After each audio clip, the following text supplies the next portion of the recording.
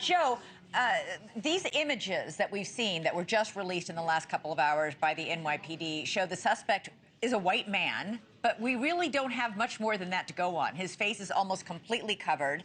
These are images taken from, we think it might be a coffee shop, some sort of business establishment, just a short time before the shooting. He could have ditched all those clothes and that gray backpack by now. I'm sure he did. That's what the speculation is as to why he was carrying the backpack.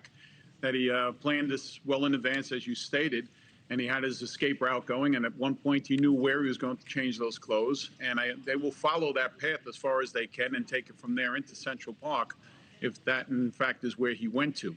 So everything is going to hinge on the cameras and putting a timeline and a frame by frame approach to where his directions went, and pick up more cameras from the stores, from everybody that's associated with the programs with the NYPD, and they will start piecing this together. But this, make no mistake about it, this is well planned.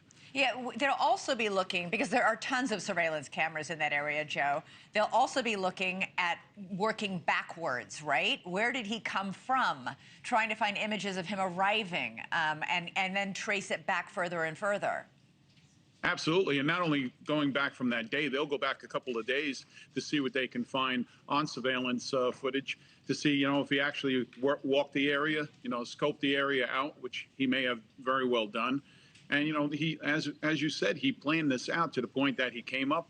My question is, he had to have intimate knowledge of this to know that this is the precise time that Mr. Thompson was going to walk by there, and he came out calm, cool and collective, comes out, takes his stance, fires. And let me tell you something, that's somebody who's pretty trained in, who knows firearms. I'm not going to say trained extensively, but knows to, to tap it, to eject that round, get another round in there, and he gets off several shots anyways, but all in a calm manner. He didn't panic at all, right. Rechained it. And the fact that, you had one witness that said that they heard the shots. Everybody thinks the silencer is going to, muffle the sound completely. It doesn't. It minimizes it to a degree.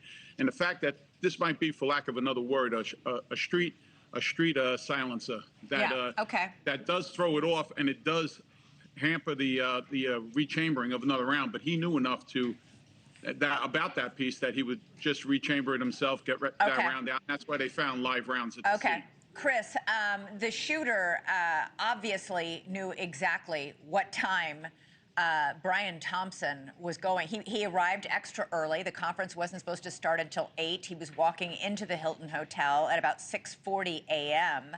That Hilton Hotel is massive with tons of entrances. He was walking into a side entrance. So what does that tell you about surveillance or inside information?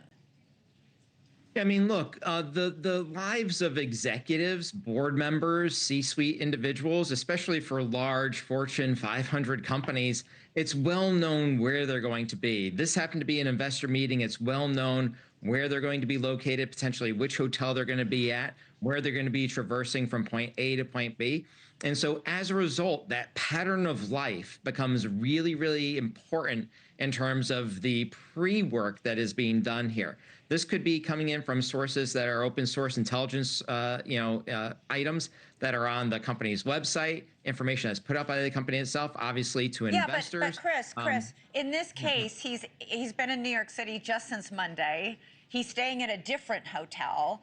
The gunman knew what time that he would be getting there quite a bit earlier than he needed to be there, and he knew which entrance, and he knew what. He wasn't standing at that hotel entrance for an hour waiting. He was there only a few minutes before Brian Thompson showed up. It's been very well researched, very well planned, very well resourced in terms of things. So this is one area that they're going to have to look into in terms of, are there leaks? Is there information that was set out there from the company? Is there information that was set out from others around the area?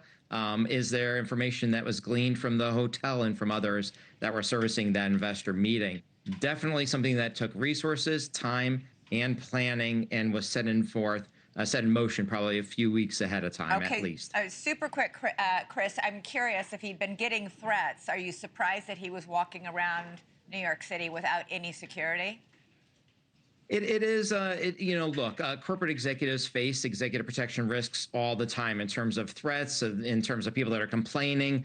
those close protection teams really do work with board members, C-suite executives to turn up the level of protection when different risks are there. We'll also learn more because there is really a lot of vitriol and a lot more discord that's coming in on social media these days. And so this is kind of a constant stream of information and negativity that comes in. Right. Picking out if there was any increased level is going to be important in the next few days. Thanks so much for watching. Go to joinnn.com to find NewsNation on your television provider. And don't forget to click the red subscribe button below to get more of NewsNation's fact-driven, unbiased coverage.